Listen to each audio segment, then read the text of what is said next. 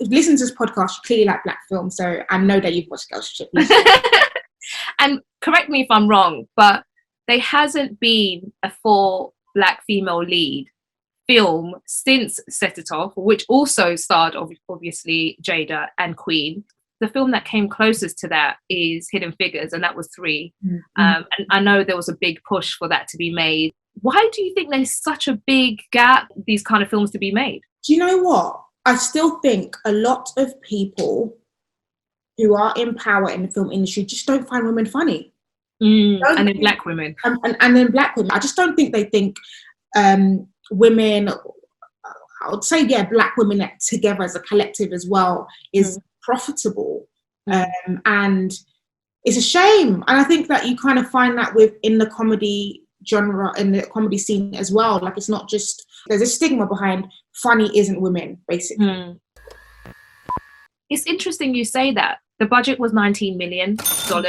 They raked in $140 million worldwide. So surely those numbers prove that, you know, we do sell and we can sell, considering it was black director, black producer, black cast, black writer. It was like, you know, a really authentic film for me. And I thought that's why it worked, because there was a lot of scenarios in there. It wasn't overplayed. It wasn't the feisty black girl. Like, it was just, you could resonate with each one at some point, and you just felt like you're watching your friends on the screen. Yeah, I think it goes back to the whole thing of having to work 10 times harder to prove yourself.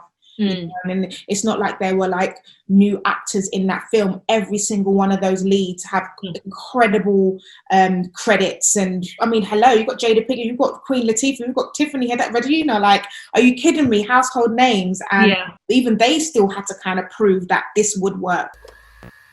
I've always wanted to go Essence Fest. Like, I just think it would be the best thing ever. If you had a chance to go, who would you really want to see out there?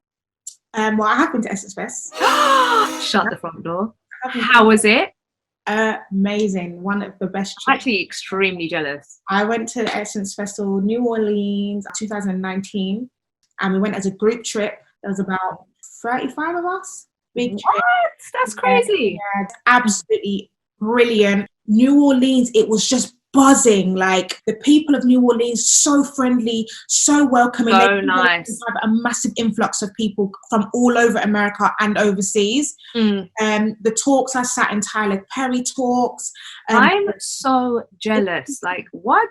Yeah, it was proper. We went to the French Quarter, you know, when they was having a little parade, went there. Yeah. It was a bit, like, literally, what it was like live footage from what you saw. Did you have any favorite scenes of hers in the film? Because I felt like she stole the show for me. Like, all of her scenes had me in stitches. She's a ridiculous performer. I'd say the grapefruit. I rewatched the film obviously for our podcast, and I was just like, she had to do that. Like, obviously we know filming and all that, but it just, you had to do that. And my throat started itching when I was like, sis, you committed to that role.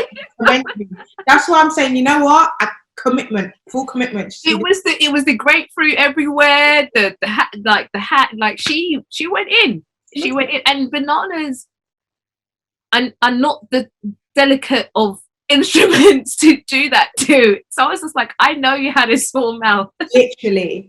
I know that the minute the director was said cut, everyone was busting up. Yeah. A lot of people have kind of compared Girls Trip to Hangover. Oh, yeah. Oh, old school movie. I haven't seen Hangover. Yeah. So it's kind of similar in the sense. So I think that's why I don't understand why people are more than willing and happy to go watch Hangover, but have a little bit of reservation to go and watch Girls Trip. They don't see themselves in it. And it's not people, it's specific people. Yeah. They had a lot of eye candy in Girls Trip. Who's your go-to eye candy? Because for me, it's Kofi. Kofi is a beautiful specimen. Kofi's my man, actually. No, I think you'll find he's mine, but okay. I've got Kofi's number. Okay. Can you send it? Can you forward it on to me, please? Thank you. Yeah, no, he's obviously always hot. I do like He did Luke Cage. He was. Oh, the guy who played her husband, Regina's husband. He's quite an attractive man. He's very handsome and very beautiful.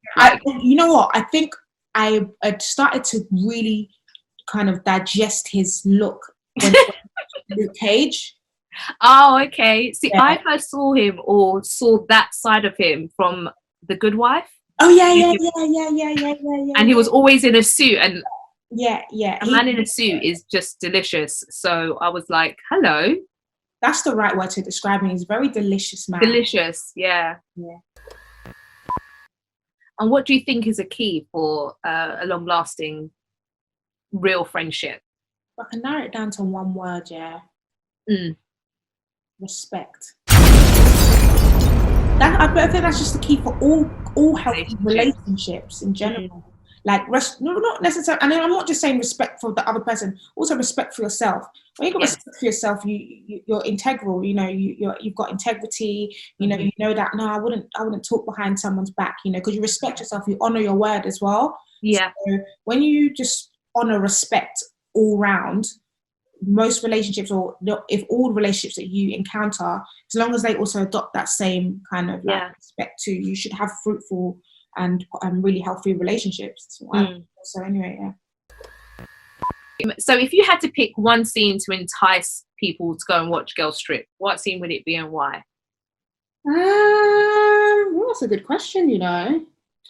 I think to entice on an entertainment level, like just based on visuals. You know, the bit when they're in that rundown, and that guy comes looking for that prostitute, and he's at the window, and then he just like shows his flashes. He just flashes himself. I think that for me is so risque that would make me think, okay, what the hell is this film, please? And I laughed so hard in a cinema because I wasn't expecting them to show us the whole goods. There was no censors. It was just straight what it is. And when they screamed, the cinema roared. Because I jumped as well. I don't know why I'm jumping. I'm like sitting in a couch somewhere. I jumped because it was just so, I wasn't expecting it, and he was just ballsy, and their reactions